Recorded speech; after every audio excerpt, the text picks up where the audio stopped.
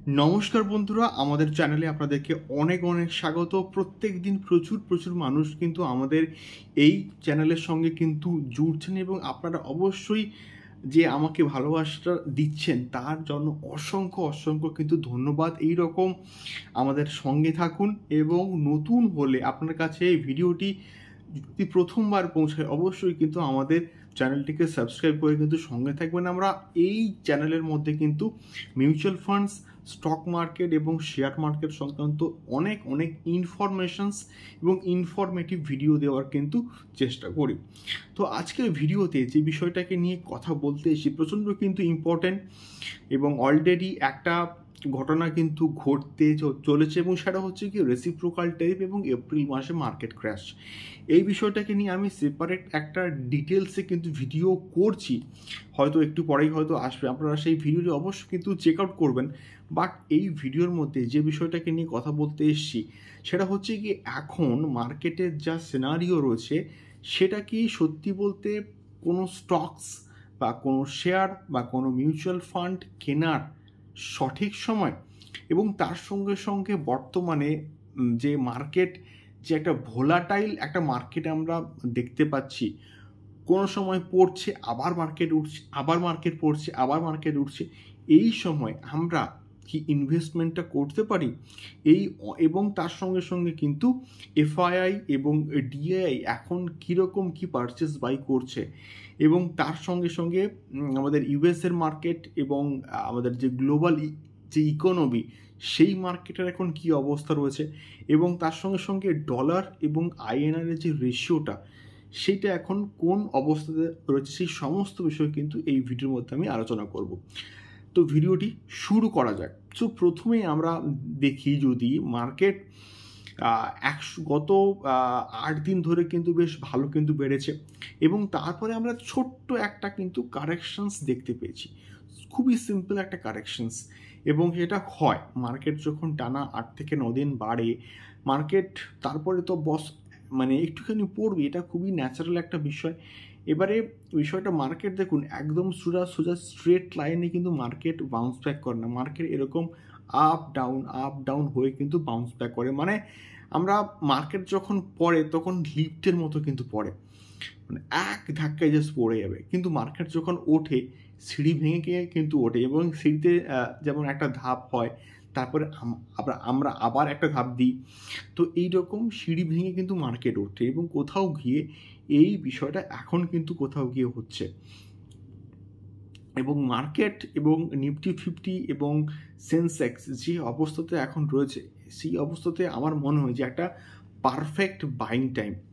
মানে এই সময়টাকে যদি আমরা মিস করে দিই তাহলে ইন ফিউচারে কিন্তু কোথাও গিয়ে পস্তাবো।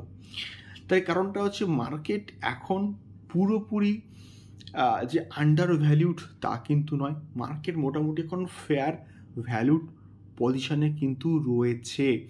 অনেকে প্রশ্ন করছে, অনেকে জিজ্ঞাসা করছে যে দাদা এখন আমরা কি তাহলে স্টকস বা শেয়ারস বাই করতে পারি, আমরা কি এখন মিউচুয়াল ফান্ডে ইনভেস্টমেন্ট করতে পারি? তাদের উদ্দেশ্যে বক্তব্য, অবশ্যই করতে পারেন, তবে ভালো করে কেয়ারফুলি যে স্টকসটায় আপনারা ইনভেস্টমেন্ট করতে চাইছেন সেই স্টকটার ফান্ডামেন্টাল অ্যানালিসিস যেন খুব ভালো করে করেন এবং আপনাদের যে ফাইন্যান্সিয়াল অ্যাডভাইজার তাদের থেকে অবশ্যই অ্যাডভাইস নিয়ে তারপরে কিন্তু ইনভেস্টমেন্টটা করবেন। তো এফআরএ যদি আসি একটুখানি, আমাদের ডলার ভার্সেস আইএনআর যে রেশিওটা সেটা হচ্ছে গিয়ে কিন্তু কন্টিনিউয়াসলি আপ ডাউন করছে এবং অনেকটা কিন্তু আমাদের ইন্ডিয়ান রুপি স্ট্রং হয়েছে। তার কারণটা হচ্ছে 87 থেকে 85.66 কিন্তু জাস্ট নেমে এসছে। তাহলে জাস্ট ভাবো ডলার পড়ছে, কারণ আমাদের ইন্ডিয়ান কারেন্সির ভ্যালু কিন্তু বাড়ছে এবং সেই জন্য কোথাও গিয়ে মার্কেটের উপর তার একটা কিন্তু ডিরেক্ট প্রভাব কিন্তু পড়ছে এবং মার্কেটও কিন্তু উঠছে।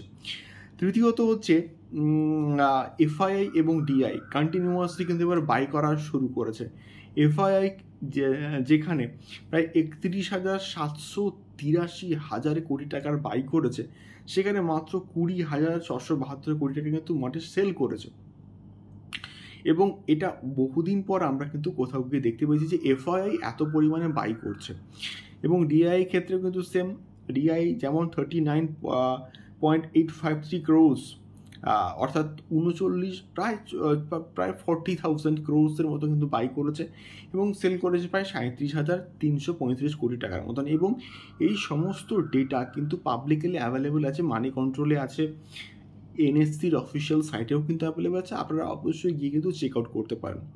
তো এই যে হিউজ পরিমাণে যে এফআইআই বাই করছে, এর ফলেই মার্কেট কোথাও গিয়ে কিন্তু একটা আপ ট্রেন্ডে আমরা দেখতে পাচ্ছি, বা মার্কেট কোথাও গিয়ে কিন্তু উঠছে। এবং সেকেন্ড কারণ হচ্ছে যে কোথাও গিয়ে আমাদের ইন্ডিয়ান রুপি স্ট্রং হচ্ছে, এবং ইন্ডিয়ান রুপি স্ট্রং হওয়া মানে ইন্ডিয়ান ইকোনমি স্ট্রং হওয়া। তো এই বিষয়টার জন্য মার্কেট কোথাও গিয়ে কিন্তু উঠছে, এবং নিফটি ফিফটিও কিন্তু উঠছে। এবং নিফটি ফিফটি যে এখন যে অবস্থাতে রয়েছে সেটা একটা পারফেক্ট টাইম, এখন মোটামুটি ফেয়ার ভ্যালুডে আছে। এখন আমরা যদি অল্প অল্প করে এসআইপি করি বা অল্প অল্প করে যদি ইনভেস্টমেন্টটা শুরু করি, তাহলে সেইটা কোথাও গিয়ে প্রচণ্ড ফ্রুটফুল হবে আমাদের। আর আমরা যারা এক্স্যাক্টলি লং টার্মে বেশি ইনভেস্টমেন্ট করতে চাইছি, তাদের জন্য কোথাও গিয়ে প্রচণ্ড কিন্তু ফ্রুটফুল হবে, এবং প্রচণ্ড কিন্তু ভালো একটা দিক হবে। এবং লং টার্মে ইনভেস্টমেন্ট প্ল্যানিং রেখেই কিন্তু স্টক মার্কেটে আসা উচিত। এবং তাছাড়া এখন বর্তমানে আমি বলবো যে সুইং ট্রেডিং করার কিন্তু সময় আসেনি।